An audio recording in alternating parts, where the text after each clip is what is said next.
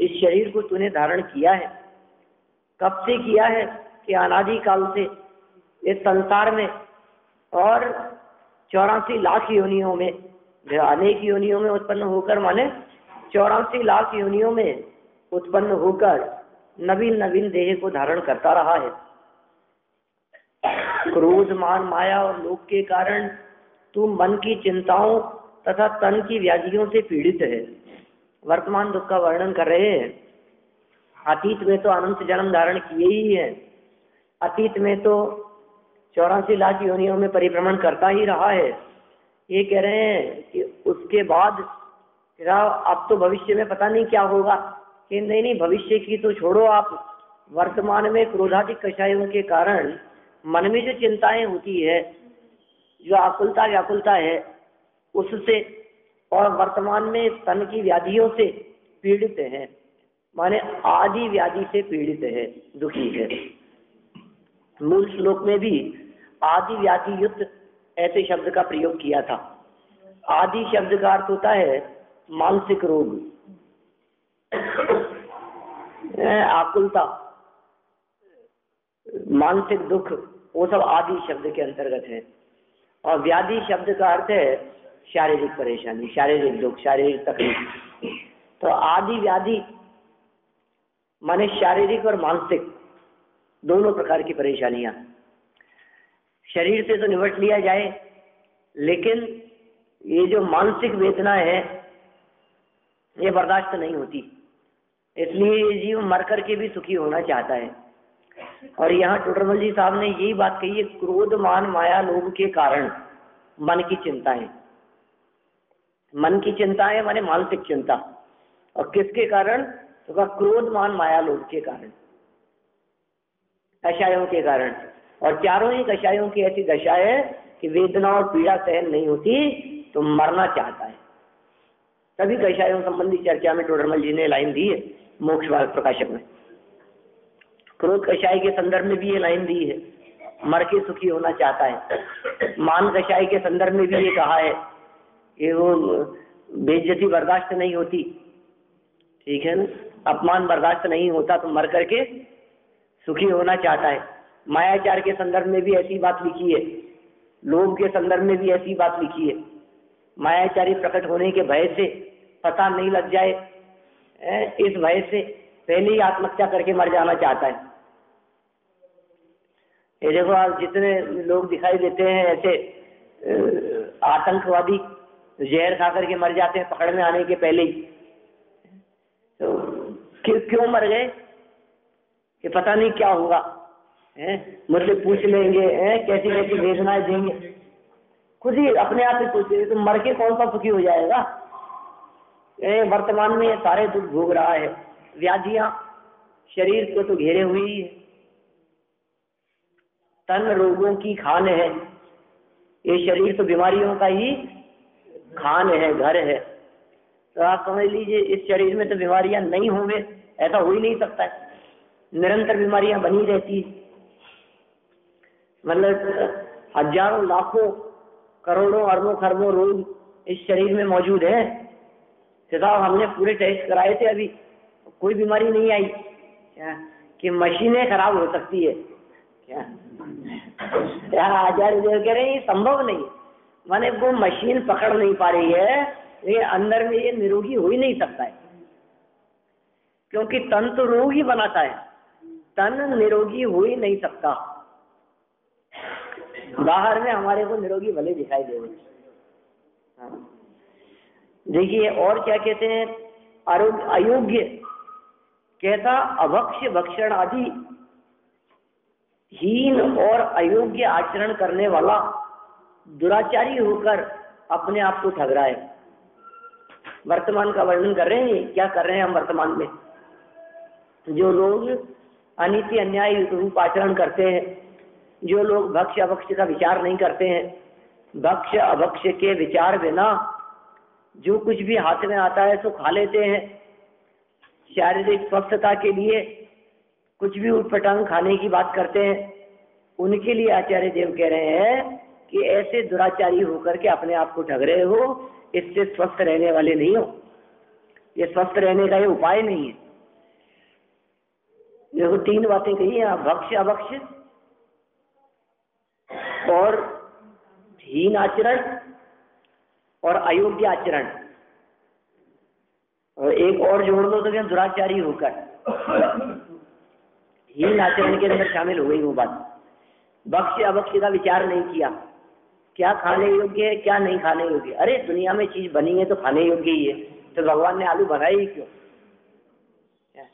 लोग तो जानवरों की बात करते हैं, ऐसी भेड़ बकरियों की बात करते हैं। हम नहीं, यदि इनकी हिंसा करेंगे, हम यदि इनको मारेंगे नहीं, तो फिर सब जगह इन्हीं इनका साम्राज्य हो जाएगा। हाँ,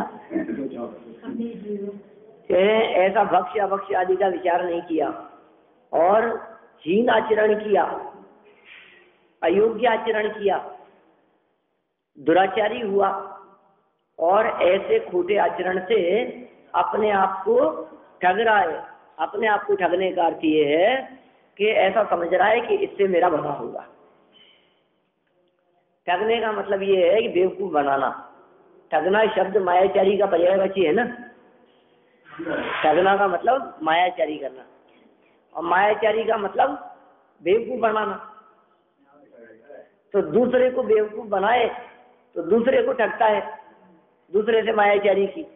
और अपने आप को ही बेवकूफ बनाए तो अपने आप को ही ठग रहा है। कि ऐसा कौन मूर्ख होगा दुनिया में जो अपने आप को बेवकूफ बनाने की बात करेगा। कि ना समझी में अपने आप ही बेवकूफ बन रहा है।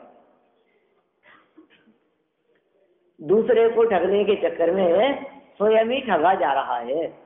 ये सोचता है मैं दूसरे को ठग रहा हूँ, और सच बात ये है कि स्वयं ठगाया जा रहा है। हाँ।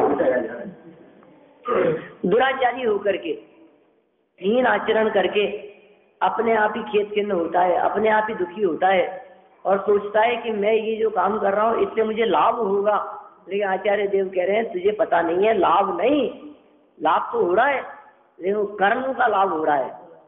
कार्माण वर्गणाएं बैलेंस में बढ़ती चली जा रही है, ये लाभ हो रहा है कर्म रूप होकर के, और उनका फल मिलेगा तो और दुख पाएगा। तू जन्म मरण के मुख में पड़ा है।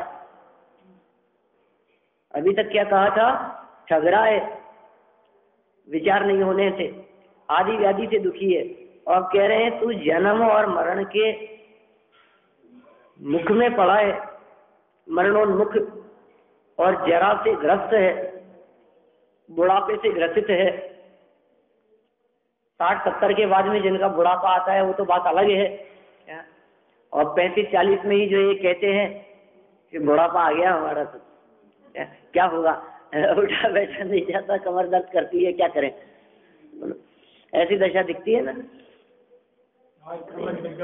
हाँ, ये कह रहा है, कह रहे हैं बुढ़ापे से ग्रस्त है, मोह से व्यर्थ ही उन्मत्त हो रहा है। क्या तू आत्मकल्याण का शत्रु है? बातें तो ऐसी करता है कि नहीं नहीं, अपना कल्याण तो होना ही चाहिए, मैं सब अपने हित के लिए करता हूँ, इसी में मेरी भलाई है। बात तो ऐसी करता है। और कितना मार्मिक प्रश्न किया है बोलो, बिल्कुल हृदय को झकझोर देने वाला प्रश्न है, कितना मृदु शब्दों में कह दिया है। क्या तू आत्मकल्याण का शत्रु है? दुश्मन है तू आत्मकल्याण का, अपने आप का ही शत्रु है। ऐसा प्रश्न कर रहे हैं। इस प्रश्न के ऊपर गंभीरता से विचार करें तो कुछ आत्महित की तरफ लगे। दूसरे का शत्रु तो सब देख लिया। हाँ, अपना ही शत्रु है, आत्मकल्याण का ही शत्रु है, अपना ही हित नहीं चाहता है। दुनिया में ऐसे व्यक्ति दिखाई नहीं देते। दुनिया में कोई व्यक्ति ऐसी बात करता हुआ नहीं दिखता है जो ये कहे कि मैं तो अपना बुरा चाहता हूँ, मुझे अपना ही बुरा करना है। कौन कहेगा ऐसी बात? लेकिन तेरी प्रवृत्ति से तो ऐसा ही दिखाई दे रहा है, तो आत्मकल्याण का ही दुश्मन है। यदि नहीं तो फिर अकल्याण की कामना क्यों कर रहा है? बोलो। यदि नहीं, कोई व्यक्ति ये बात सुन करके कहे नहीं नहीं कैसी बात करते हो, आत्मकल्याण का विरोधी कैसे हो सकता हूं मैं, दुनिया में भला कौन आत्मकल्याण का विरोधी होगा, तो फिर कह रहे हैं अकल्याण की कामना क्यों कर रहा है? विषयों को भोगने की कामना अकल्याण की कामना है। शारीरिक स्वस्थता की निरंतर कामना भावना ये अकल्याण की कामना है। पारिवारिक सुख शांति के पीछे ही लगे रहना यह अकल्याण की भावना है। धन वैभव आदि के पीछे दौड़ते रहना यह कल्याण की भावना है। आपको लग रहा है मैं कल्याण के पीछे लग रहा हूं, ये कह रहे हैं तो अकल्याण की कामना क्यों कर रहा है? तो ये क्यों सोच रहा है कि मैं इसको बढ़ा लूं, ये बढ़ जाए, और अधिक संपत्ति बढ़ जाए, इतना लाभ और मुझे हो जाए। इतना सा तो लाभ होना ही चाहिए था, इसके बिना कैसे चलता है? इसके बिना तो काम ही नहीं चलता आजकल। आजकल इसमें से क्या होता है, कितनी महंगाई बढ़ गई है। ये कह रहे हैं तो अकल्याण की कामना क्यों करता है? बिना कमाए आता है, कमाते कमाते भी नहीं मिलता, और नहीं कमाते हुए भी सहज अपने आप आता है। उन व्यवस्थाओं को क्यों नहीं देखता है? इन विचित्रताओं को क्यों नहीं देखता है? इनके बारे में यदि विचार करे तो अकल्याण की कामना न हुए इसके। देखिए इसी का भावार्थ, जीव इस संसार में शरीर धारण करके जन्म लेता है। सभी जीव शरीर सहित ही जन्म लेते हैं। बिना शरीर के दुनिया में कोई नहीं होता है। शरीर छूट जाने के बाद में ये जीव नियम से 1, 2, 3, 4 समय में शरीर धारण कर ही लेता है। दुनिया में ऐसा कभी नहीं होता कि आत्मा भटकती रहे। शरीर धारण नहीं किया, अरे हाँ इसको कोई शरीर नहीं मिला इसलिए इसकी आत्मा भटक रही है। जिनके शरीर नहीं है वे सिद्ध परमात्मा हैं। जिनके शरीर नहीं होता वे मुक्त आत्मा हैं, और इसे लगता है कि इस आत्मा को शरीर नहीं मिला, इसको मुक्ति दिला दो। जिनको शरीर नहीं है वो मुक्ति ही है। यह कह रहे हैं अनेक जन्म धारण किए, शरीर धारण किए इस संसार में, और अनादि काल से चली आ रही कुबुद्धि के कारण ही यह अज्ञानी जीव शरीर को अपना मानकर नए नए शरीर धारण करता है। देखो नया शरीर धारण क्यों होता है, संसार में क्यों भटकता है? क्या कहना चाह रहे हैं यहाँ? ये कुबुद्धि जो अनादि काल से चली आ रही है, खोटी बुद्धि, खोटी धारणा, इससे अज्ञानी जीव शरीर को अपना मानता है, और शरीर को अपना मानकर नए नए शरीर धारण करता है। नया शरीर धारण करने के पीछे क्या कारण है? तन के प्रति अपनापन। जिसका शरीर के प्रति अपनापन टूट गया, अब उसका शरीर अनंत काल के लिए, आगे आने वाले अनंत काल के लिए छूट जाएगा, जिसका अपनापन टूट गया। और जिसका शरीर के प्रति अपनापन बना हुआ है उसको शरीर फिर मिलेगा। जिसने अपनापन करते हुए, दुखी होते हुए शरीर का त्याग किया, शरीर छूटा जिसका, उसको फिर जन्म होगा, फिर शरीर मिलेगा। और फिर जो शरीर मिला उसने अपनापन किया तो फिर छूटने पर दुखी होगा, और फिर नया शरीर मिलेगा। और फिर जो मिला उसने अपनापन किया और फिर नया मिलेगा। ये कब से हो रहा है? कि अनादि काल से ये परंपरा चली आ रही है। कब तक चलती रहेगी? कि जब तक तन में अपनापन करता रहेगा। ये कह रहे हैं कि देह में अपनापन करके शरीर को अपना मानकर नए नए शरीर धारण करता है। नारकियों का शरीर तो अनेक प्रकार के इस रोगों से युक्त महादुखमयी है। क्या कह रहे हैं? नारकियों का शरीर तो कैसा है? अनेक प्रकार के रोगों से युक्त, करोड़ों रोग एक साथ उत्पन्न होते हुए दिखाई देते हैं वहां। ऐसे रोगों से सहित महान दुखदाई है। और देवों का शरीर रोग रहित होने पर भी वे मन की चिंताओं के कारण महादुखी है। जिनके शरीर में रोग हैं वे रोग से दुखी हैं, और जहाँ रोग नहीं है ऐसे देवों के शरीर में वे मन की चिंताओं के कारण महादुखी हैं। दोनों का वर्णन कर दिया। कोई कहे साहब नारकी तो दुखी है, देव लोग तो सुखी होंगे। कि नारकी तो महादुखी सभी देखते हैं, सबको दिखता है कि नारकी तो महादुखी है, लेकिन देवगति के जीवों को आपको सुख लगता है। ये कह रहे हैं शारीरिक वेदना तो नहीं है, सर दर्द तो नहीं होता, लेकिन फिर भी भारी सर दर्द है। माने बाहर में एक तन संबंधी सर दर्द नहीं है, लेकिन टेंशन जिसे सर दर्द कहा जाता है वो बहुत भारी है। ईर्ष्या है, चिंता है, परेशानी है, टेंशन है, व्याकुलता है, बहुत हार्ड वर्क करना पड़ता है, किसी को मना नहीं कर सकते, सामने जवाब नहीं दे सकते, ऊपर के देवों द्वारा दिए गए निर्देश को पालन करना पड़ता है, उनके वैभव को देख करके दुखी होता रहता है, अपार वेदना दिखाई देती है देवगति के जीवों में भी, ये महादुखी है। देखो मन की चिंताओं के कारण, का शब्द है के होना चाहिए, मुझे ऐसा लगता है। देवों का शरीर रोग रहित होने पर भी वे मन की चिंताओं के कारण महादुखी हैं। तिर्यंचों और मनुष्यों का शरीर अनेक रोगों का निवास है, तन रोगों की खान है। मनुष्यों और तिर्यंचों का शरीर क्या है? अनेक रोगों का निवास स्थान है, और तीनों दोषों से युक्त सप्त धातु में महा अपवित्र है। वात, पित्त और कफ, ये अपवित्रता है, इनसे सहित ही है, और सप्त धातु में है। हड्डी, खून, मांस, मज्जा, मलमूत्र आदि इनसे भरा हुआ ही है। शरीर इन्हीं से बना हुआ है। पल, रुधिर, आगमन, थैली, कीकत वसादिते मैली, नव द्वार भये घिनकारी, अत देह करे किम यारी। देखिए आगे 52 पेज पर, मनुष्यों का शरीर मन की व्यथा रूप महामलिन आदि और शरीर की पीड़ा रूप व्याधियों से युक्त है। ये क्या कहा है? देखो, मनुष्यों का शरीर मन की व्यथा रूप महामलिन, एक तो ये हो गया। फिर दूसरा का आदि और शरीर की पीड़ा रूप व्याधि,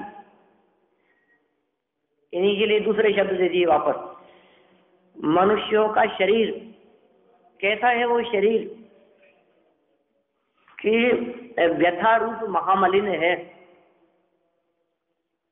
मन की व्यथा रूप माने ऐसा भी है, देखो आप, शरीर जो है ये शरीर से भी बहुत ज्यादा मानसिक दुखी है।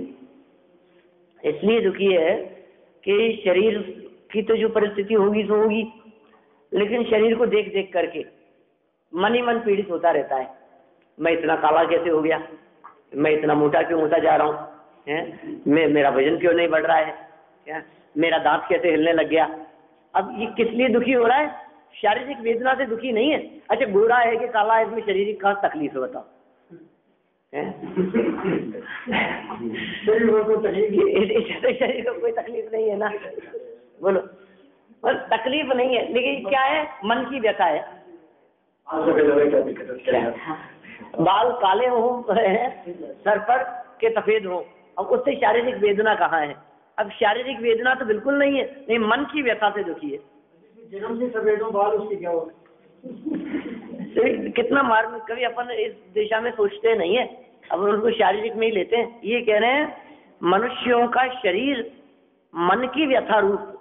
अब ये शरीर मनुष्यों का शरीर है, और अपने शरीर को देख देख करके ये ऐसा क्यों हो गया, ये ऐसा निशान क्यों पड़ गया, ये ऐसा क्या हो गया, निरंतर देखता रहेगा। आईने के सामने खड़ा होगा और ये विचार करता रहेगा, ये क्या हो गया, ये झुर्रियां कैसे पड़ने लग गई है, ये ऐसा निरंतर अपने शरीर के बारे में विचार करता रहता है। कभी हाथ देखता रहता है, कभी नाक देखता रहता है, कभी कान आंख देखता रहता है, अपने शरीर के बारे में विचार कर करके चिंतन करता हुआ, और निरंतर ही चलता रहता है कि कैसे ठीक हो जाए, कैसे ठीक हो सकता है, और फिर उसके लिए अनेक प्रकार के उपाय करता रहता है, प्रयास करता रहता है, डॉक्टरों के चक्कर लगाता है, बिना वेदना के। देखो, वेदना और तकलीफ हो, डॉक्टर के जाए तब तो बात समझ में आती है, और डॉक्टर कहे तकलीफ तो कुछ नहीं है, लेकिन तकलीफ तो कुछ नहीं है, लेकिन अच्छा नहीं लगता है। कि अच्छा नहीं लगता है, ये क्या चीज है? कि ये मन की व्यथा है, खाम में दुखी है, बिना ही मतलब परेशान हो रहा है। शरीर को देख देख करके हैं, उसके चक्कर में भी दुखी रहता है। ये मनुष्यों का शरीर मन की व्यथा रूप महामलिन, ये मन से मलिन है। देखो, मन की व्यथा रूप महामलिन, माने शरीर अंदर से तो मलिन था ही, लेकिन बाहर में इसके जो मन था, उस मन की वेदना के अंदर इसको महामलिन दिखाई देता था, और उससे दुखी है ये। और आदि माने मानसिक, और शरीर की पीड़ा रूप व्याधि से युक्त है। मतलब उन्हीं दो के लिए दोबारा ये शब्द दे दिए। यह जीव इस देह के कारण से महादुराचारी, दुराचरण किस लिए? शरीर के कारण से, ठीक है। लड़ाई झगड़े किस लिए? कि देह के कारण से। ये सब दुराचार इस देह के कारण से करता है। जीवों का घाती किस लिए? शरीर के कारण से, इस देह के कारण से ब्रैकेट में दिए हैं शब्द। महादुराचारी, जीवों का घाती, निर्दय परिणामी, असत्यवादी, दूसरों का धन चुराने वाला, पर स्त्री से रमण करने वाला, बहुत आरंभ परिग्रही और विघ्न संतोषी। कैसी बात कर कैसा शब्द दिया है बोलो। विघ्न संतोषी माने अनेक प्रकार के विघ्न आने पर भी संतोष करता है कि बिगड़ने के आने दो, देखी जाएगी क्या। विघ्न संतोषी माने विघ्न की परवाह नहीं करने वाला, उसका नाम है विघ्न संतोषी। विघ्नों की तरफ लक्ष्य नहीं देने वाला, हाँ वही बिलाव। क्या शब्द दिए हैं वहाँ? भय त्यागी दूध पिलाओ, बिलाव पीवे आपदा नहीं देखता। उत्तम आर्य धर्म का आर्य है ध्यानत राय जी का। भय त्यागी दूध पिलाव पीवे आपदा नहीं देखता। ऐसे ही यहाँ कह रहे हैं कैसा है ये व्यक्ति? विघ्न संतोषी है। इसको विघ्न आ जाएगा, संकट आ जाएगा, आपत्ति आ जाएगी, उसका विचार नहीं करके ये संतोष करता है कि नहीं अभी कौन सा संकट आ रहा है, अभी कौन सा तकलीफ हो रही है, तुम तो लाओ एक लड्डू और। अभी तो देखी जाएगी जो होगा, तो देखेंगे बाद में। अभी तो जो होगा तो देखेंगे।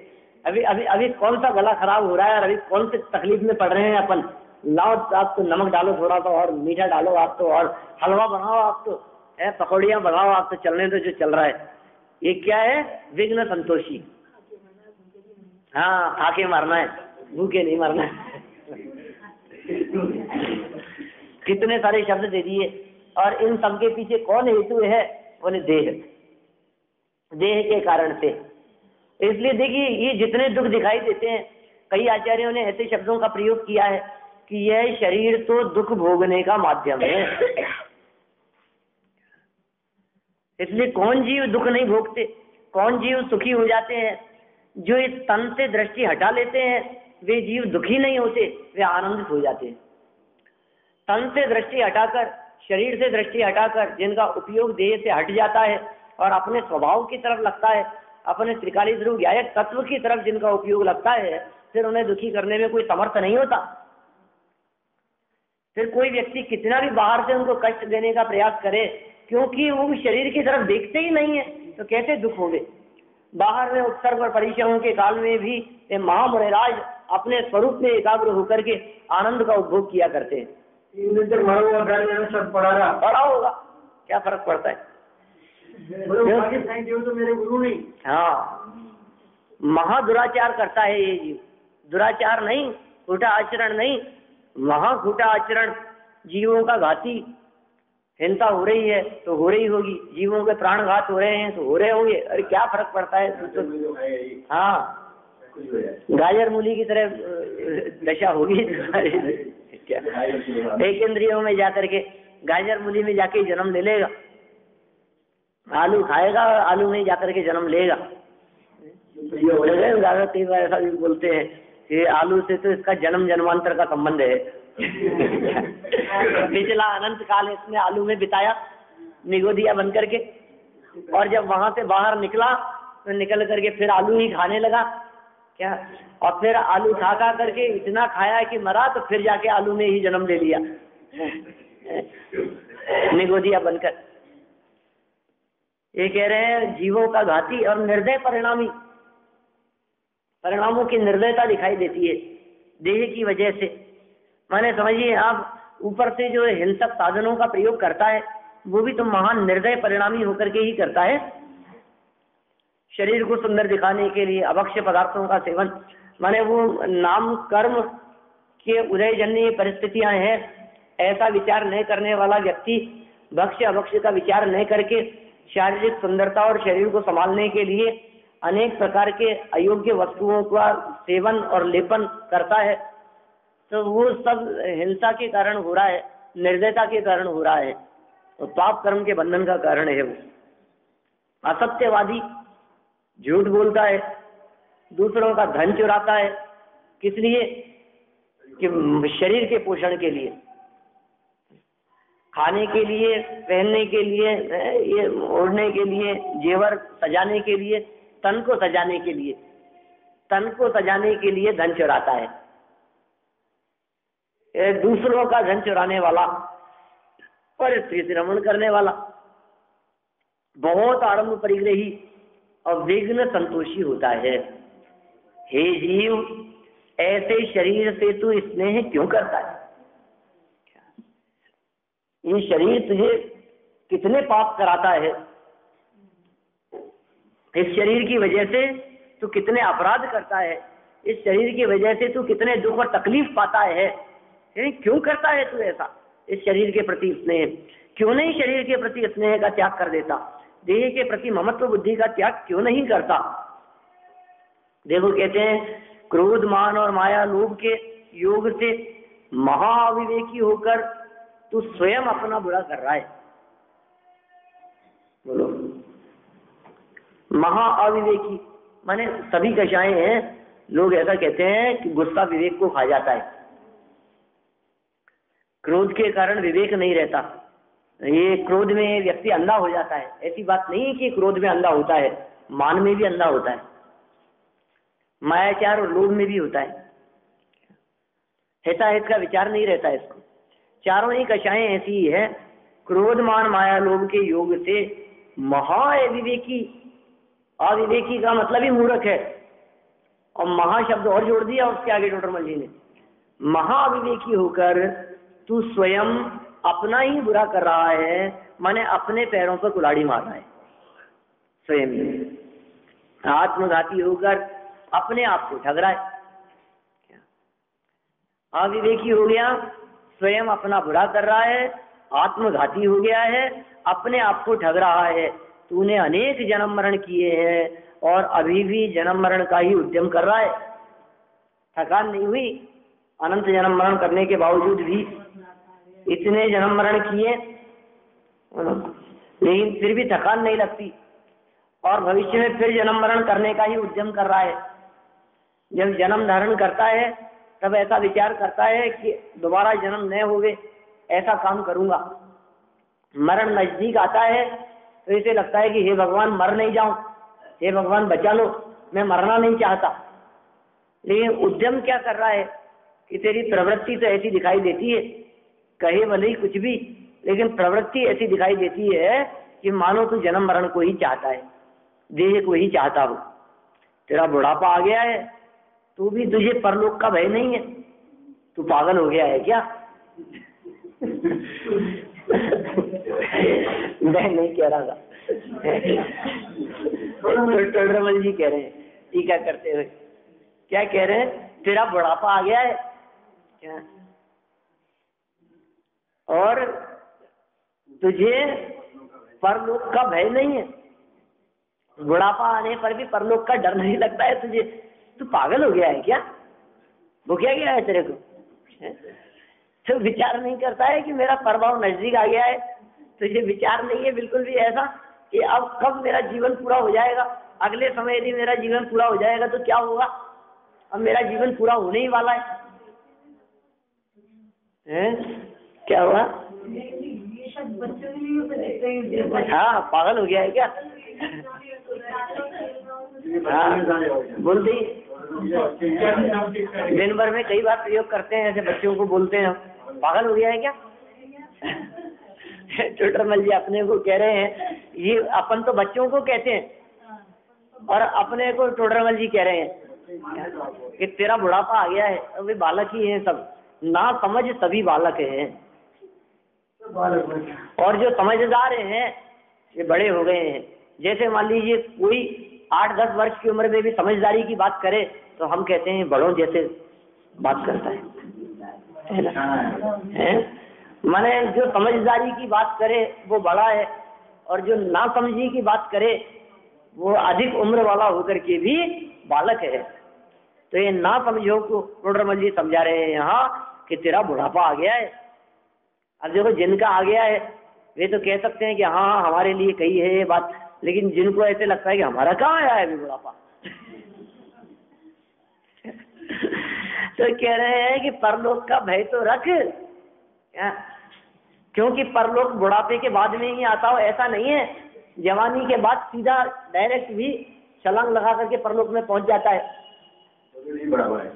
जरूरी नहीं है कि बुढ़ापा आए, माने परलोक के पहले बुढ़ापा आने का नियम नहीं है। परलोक प्राप्ति यौवन अवस्था से भी डायरेक्ट हो सकती है और बाल्य अवस्था से भी डायरेक्ट हो सकती है। किसी भी अवस्था से परलोक मिल सकता है। शॉर्टकट है बिना बुढ़ापे के ही परलोक की प्राप्ति। तुझे भय नहीं है, डर नहीं है, तू पागल हो गया है क्या? अपना अकल्याण क्यों कर रहा है? हाँ, क्या तू अपना ही शत्रु है? बोलो इससे ज्यादा और कैसे प्रश्न करें? हृदय को झकझोर देने वाले प्रश्न हैं सभी। तू पागल हो गया है क्या? परलोक का भय नहीं है क्या?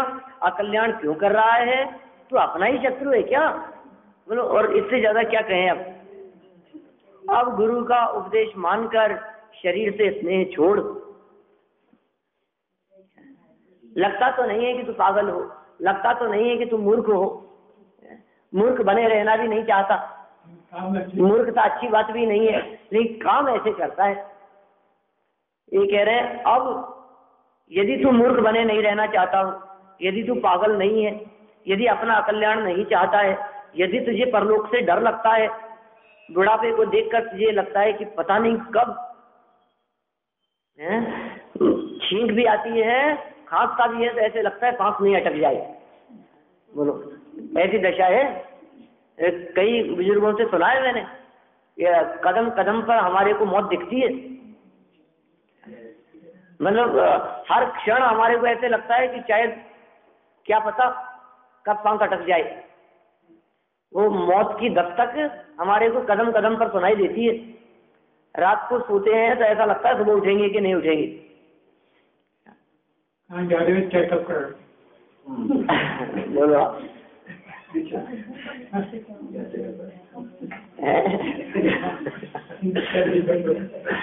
रवाना हो गए, निकल रहे हैं अब।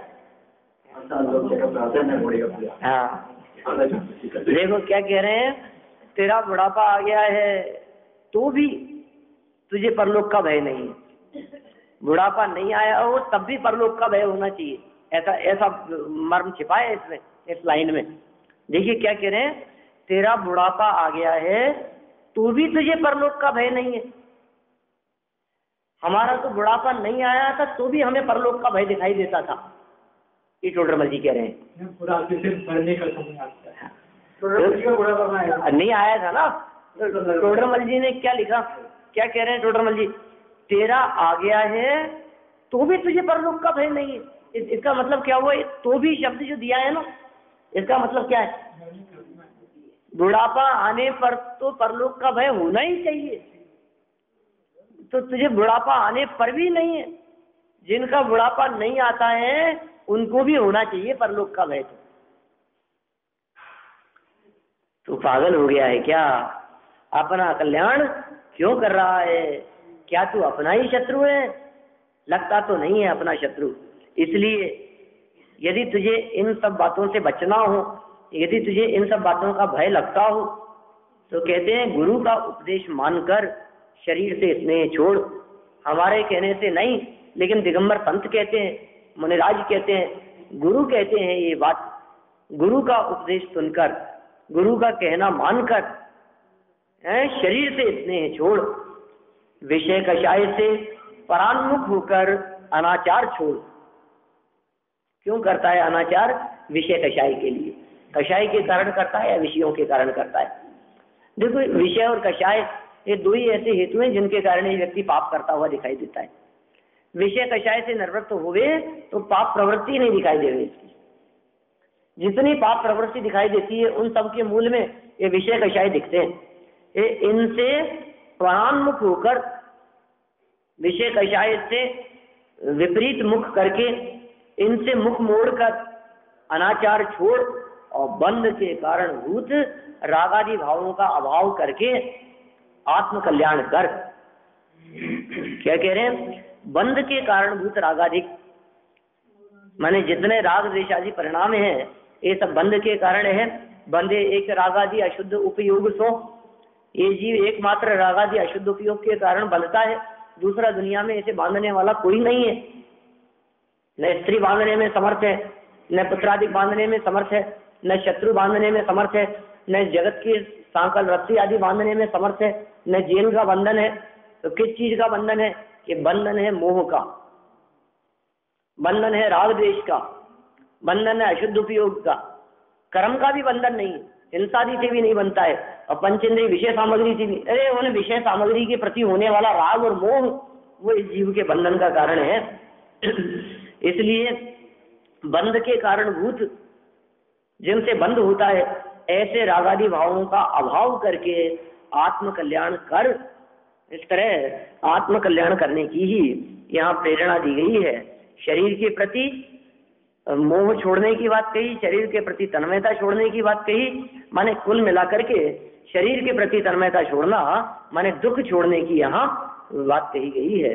इस प्रकार आत्म कल्याण के लिए अत्यंत प्रेरणा देते हुए आचार्य देव ये कह रहे हैं कि ये इनके प्रकार ये जीव आत्म कल्याण की तरफ लगे तभी इसका भला होगा। अब आगे तृष्णा से उत्पन्न होने वाले दुखों का वर्णन किया है, अपन कल इस बात को आगे बढ़ाएंगे।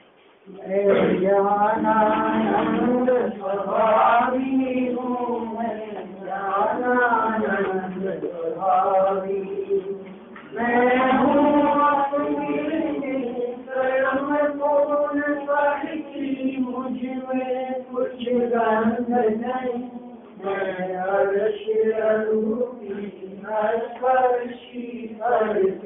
कुछ भी संबंध नहीं। मैं रंग राग से बिन देश से भी मैं निराला।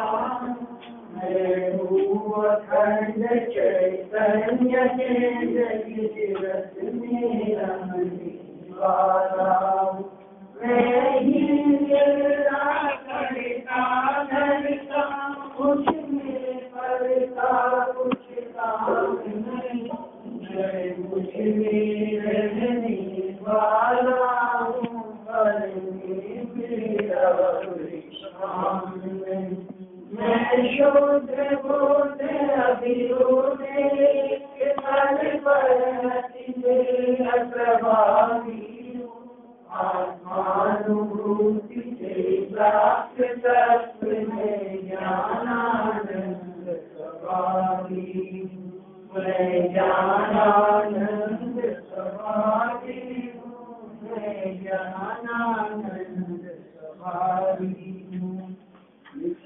विनाश के ज्ञान के प्रकाश में परिभाष विषि का कहानी है।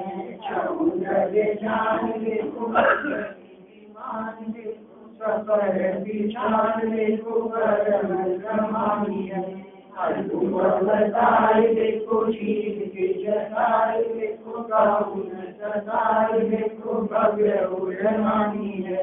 जहाँ तहाँ तार देखो पार के उतार देखो सुख के उतार देखो नदी जितवानी है। दीवानी की सुंदरी रसमान माता मुझा ये जितवानी भारती रोज को दिन है। जो तेरा शरणागत गोपाल वाणी के ज्ञान से तुझे लोकायो वाणी सदा दे।